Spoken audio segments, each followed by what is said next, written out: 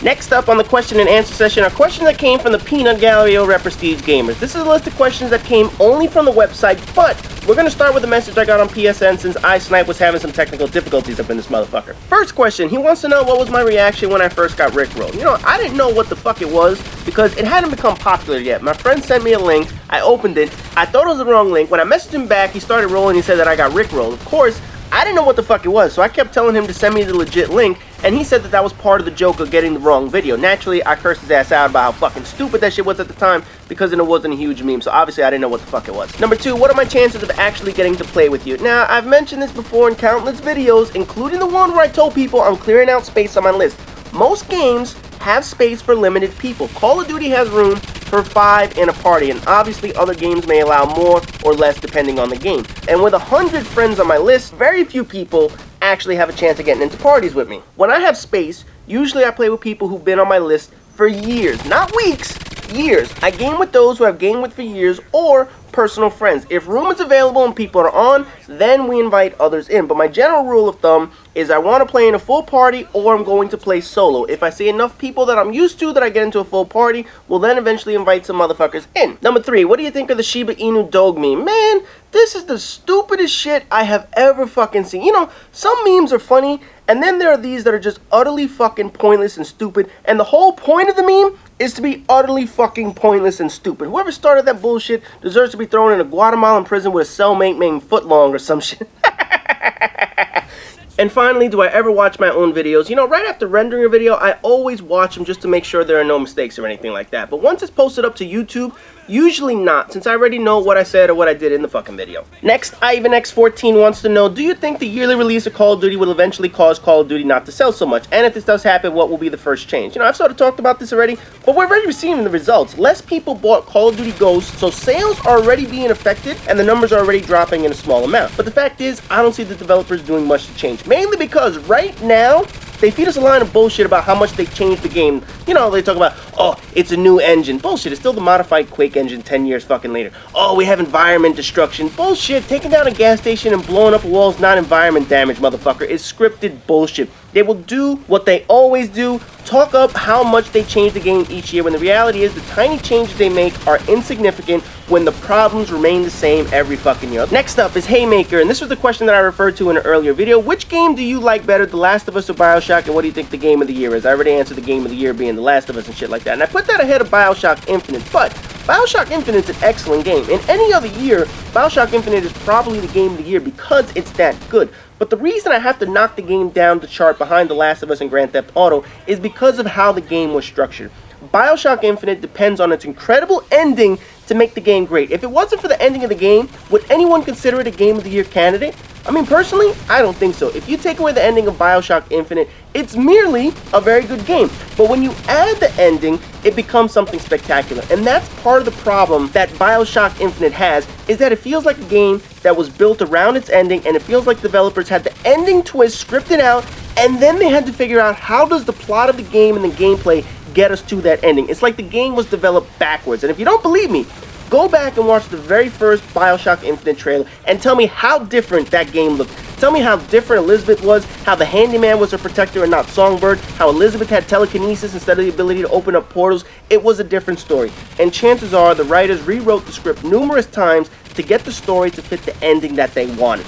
It's the only game so dependent on one chapter to raise it to elite status. It's definitely a top-notch game, but far too dependent on one moment to raise it to greatness. Neo Roman has 3 questions. I already answered the one about video game violence in a prior video, but he also wants to know if I'm into MMOs. I've ever heard of Final Fantasy or Realm Reborn. Nope, I never really got into them since they were mostly a PC genre, and obviously I don't play PC and shit like that. And obviously I've heard of Final Fantasy, but I never played the motherfucker. You know, I know all about the game, how the first version was so terrible that Square Enix actually had to pull the game, and they relaunched it months later, hence a Realm Reborn. But I'm not into PC MMOs, so I'll never actually play it. And question number 3 is more like reminiscing than a question. What would things look like if companies collaborated? Well, you have to remember that Nintendo initially licensed Sony to create the disc-based console for them, and then they ended up dropping Sony. That fueled Sony to create the PlayStation on their own. But for the most part, rivals have never truly collaborated on projects. Now, in your hypothetical scenario, though, the results mean that gamers would be screwed. Without competition on the market, they would be absolute price gouging like a motherfucker. I mean, think about it. If there was no Xbox 360, How much do you think Sony could have charged with a PlayStation 3? 700? 800? How much do you think they could have charged for their games? Competition has kept the prices in check. Now, if they actually collaborated on ideas, Sony would most likely provide the horsepower in the machine, while Microsoft provided the software. You know, you would have the user-friendly interfaces designed by Microsoft, but with the power of a Sony machine. Swag bar down hockey, which has to be the oddest collection of 4 random words to make a screen name. Anyway, he asked another variation of the face reveal question. If I was the most famous YouTuber with the most videos and subscribers and forced to show my face or lose it all, would I do so? You know, thankfully that scenario would never occur. First of all, no matter what scenario people ask, the answer is always going to be no. I am not going to show my face under any circumstances, under any fictitious scenario. With this scenario, I hate ultimatums. I really hate being told to do this or face the consequences, because someone is basically holding you ethically hostage. Make a decision that they want you to make, or they will do something that you don't like. Out of defiance, normally I like to choose the second option and buck the trend, or I make my third option out of the deal if possible, because chances are I'm going to fight back and I'm going to tell them to fuck off. And that's probably what I would do in this scenario, because I'm far too resourceful to let a company tell me how to operate my life. Phonetic pronunciation in this motherfucker. And my 2 Lethal wants to know a few questions as well. First, if a zombie apocalypse were to happen, what kind of primary, secondary, melee weapon would I want? You know, for the primary, I would go what works in video games. I want a gigantic LMG so that I can mow bitches down without having to reload too often. For a secondary weapon, does an RPG count? I mean, I would like some kind of explosive, like a noob tube launcher or some shit, because you need to take out as many zombies as possible, and that's the best way to do it. As for a melee weapon, I want a samurai sword. Not just because that shit would look cool and badass and whatnot, but a knife is too short, and chances are that they'll get close enough to grab you if you only have a knife. With a sword, on the other hand, that has a little bit of distance and length to keep them away. And I would want that motherfucker to be samurai sharp, to, you know, drop a hair on the blade and watch that shit split in half kind of sharp kind of shit. You know, that way I could chop bitches' heads off and shit down their necks. Number 2, I've answered. Number 3, what is your opinion on the NSA spying on people? Well, it shows my decision not to use Facebook, Twitter, real information, but YouTube is that much smarter. Fuck yeah, man. I like when my decisions pay off. No, here's the thing. I don't like the fact that the government has the ability to do this. I don't like that they can do this without a warrant and without people knowing, but it doesn't surprise me. You know, we live in a world where people have no problem blowing themselves up as long as they take innocent people with them. They have no regard for their own life, and we have to take extraordinary measures to prevent this bullshit. Terrorists do not play by any moral or legal rules. Hell, it's not even just foreign terrorists. You have kids shooting up schools, former soldiers with PTSD returning to the naval yard to shoot up the place. So of course, the government was bound to break the rules in order to keep up with the psychopaths of the world. Do I like that they can listen to my phone conversations? No. Do I like that they can check my emails and steal my Best Buy discounts from me? No. Track my internet history and see how much porn I watched? Hell no. But if they can prove that these intrusions on my privacy have protected me, have brought safety to millions of people, have resulted in the capture and killing of monsters, then at least I know something decent came out of this bullshit. Now, people will say their freedoms are being taken from them, or their privacy has been taken from them. Well, for starters, who told you to be on Facebook all the time, motherfucker? Honestly, if you have nothing to hide, what the fuck are you worried about? But what's the alternative at this point? Finding out an hour too late that a bomb is right next to you on your commute to work? You know, that a suicide bomber is on your highway, your subway train, your plane flight, your mall while you're shopping for Christmas gifts? That's the chance you're willing to take? In the name of freedom, in the name of liberty, these animals are so willing to break and take from you? You know, spying on innocent people or foreign leaders who are allies of this country or political opponents is wrong. There's no denying that. But honestly, for everyday people, do you really think someone is sitting behind a computer waiting for you to send an email to your mistress while your wife has left for work? No, the majority of that shit is irrelevant. But if spying actually leads to credible threats that end up being thwarted, then people should have a slightly better reason to sleep at night. And his final question, who would you kill, marry, or fuck? Taylor Swift, Beyonce, or Lady Gaga? Oh man, can I just kill them all? No, really, why is that not an option in this bullshit, man? Anyway, the kill part is easy. That's Lady Gaga. Easily the least talented of the two. And when you're remembered more for what you wear than what you do in life, then you're clearly nothing more than trash. That was the easy one. Beyonce is the most fakest, image-conscientious, pretentious cunt. And Taylor Swift makes millions off of being a shitty girlfriend with her own personal butthurt. Neither choice is great. But if I can have a prenup signed that in case of a divorce, Taylor Swift can't write a song about me, I would marry and divorce her immediately. That way, I can legally prevent that twat from writing a song about that shit. That leaves Beyonce to fuck, and I wouldn't even want to do that. She seems too self-absorbed with her own image. She'd probably be lazy and bad at shit like that. Next up from Blobby Man. Seriously? That's the name you chose?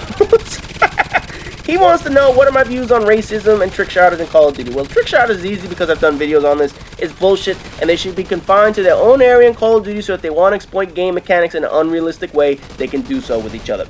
As for racism, there's no secret that racism is still a part of our culture. And the problem is, racism is taught to people. Nobody is born a racist. No child is born to hate anyone. So it's a learned process. Racism is the pinnacle of bad parenting. You know, parents may not teach their kids to have manners. They may not teach their kids to share or how to play well with others. But you have to teach a child how to hate someone. You have to teach a kid who to hate, and that's not something people just randomly pick up on. Kids don't start kindergarten hating people who are black, white, brown, etc. They learn that over time. In some cases, racism is directly taught to them, like a supremacist member's child or some shit like that. In other cases, it's indirectly taught, where a parent shows fear towards a skin color or an ethnic group, or makes comments that they don't trust Hispanics because they steal shit, or they don't trust people with turbans because they might have a bomb. That shit is still racism, any way you look at it. You know, I'm sure people will argue that's free speech, and it certainly is. You're not required to like anyone and everyone, but for the sake of your kid, don't teach them hate. Don't teach them to be prejudiced. Regardless, it's a problem and it's not going to go away anytime soon, but it's the pinnacle of bad parenting. Blackman135 asks, if you had to eat one meal for the rest of your life, what would it be? And remember, the meal has to cover all your vitamins and shit like that your body needs. Well, first of all, that sounds like a pretty boring way to live life. So hopefully I'll be dying soon. I mean, no, seriously, one meal for the rest of your life? You know, I hope I only have like a week or less to live up in this motherfucker. But anyway, I will go with a full steak dinner, grilled ribeye, with roasted garlic and cheddar cheese, mashed potatoes, side of broccoli, and a dinner roll with freshly squeezed fruit juice. That has all the food groups I need, but the problem is all that red meat's gonna kill me quickly anyways. But that's fucking, man, that's everything I need in this motherfucker. If you made a porno with someone, who would it be with? My current flavor of the month is Madison Ivy, with her spray tan and her brunette hair. Not when she was that fucking Casper the Ghost white as hell with blonde hair, man. That shit was fucking horrible look. But anyway, she seems like the chick who's down to fuck any day of the week, and in every video, it looks like she enjoys her job, so that would be my choice. As for marrying one, it would have to be someone that doesn't look like a porn star, so I would narrow it down to Madeline Marie and Tori Black. Either one could pass the test for not being a porn star based on looks, although Madeline has more of a body of a porn star with her huge implants and shit like that, but neither one's face has too much wear and tear on it yet. However, Tori Black has been in way more movies, and at that point, it's like throwing a hot dog down a hallway and expecting satisfaction, so I would go with Madeline Marie in this motherfucker. And finally, if you can make a cartoon, what would the main character be and what would be his special ability? His name would be Loco, and he can make people laugh themselves to death. Next from Smelly Undies, since he's a Kiwi, he wants to know if I'm into rugby. No, not really. I know enough about it, but obviously we have American football that comes with pads and helmets and shit. And people always say, why do these wusses wear pads and rugby players don't? You know, because rugby players are all the same damn size. Big motherfuckers who pretty much play the same position. American football has small guys that are like 160 to 170 pounds, and then you have all these guys all the way up to 350 pounds. That's a big difference, and it's a completely different skill set. And here in the US, rugby is not a major televised sport, unless you have like those 15 sport channels on cable and shit like that. You know, one is dedicated to shit that Americans don't watch, like soccer, hockey, rugby, highlight, and all that shit. But either way, I don't really watch it. Second, have I considered an open lobby for subs? Of course I have. It's something I would do in the future. The problem for me is always scheduling. It always has to be on a Saturdays when I know I'm going to be available. You know, by November and December with all the holidays and shit, my weekends are always packed and I have shit to do. So it's just not feasible this quickly after the release of Call of Duty. But you know, in January, February, I'm most likely going to do one. Number 3, would I buy the next Infinity War game since Ghost is an average game? You know, much like Ghost, it depends on what I see. I won't rule it out, like I'm already ruling out Black Ops 3, but I'm not going to guarantee that I'm going to be buying it either. And finally, another Final Fantasy question. What's the wow factor in the series to someone who hasn't played it? Without playing Final Fantasy from at least Super Nintendo, the days of Final Fantasy 3 or Final Fantasy 6, depending on what number you want to call that motherfucker, explaining it won't have the same impact. The wow factor came from Final Fantasy 7, when the game went from a 2D game to a 3D game. Think of the jump from Doom to Call of Duty. That's the equivalent of what happened with Final Fantasy 7 in terms of graphics. You know, during those years, Square Enix was way ahead of the game when it came to graphics. No company was on par with them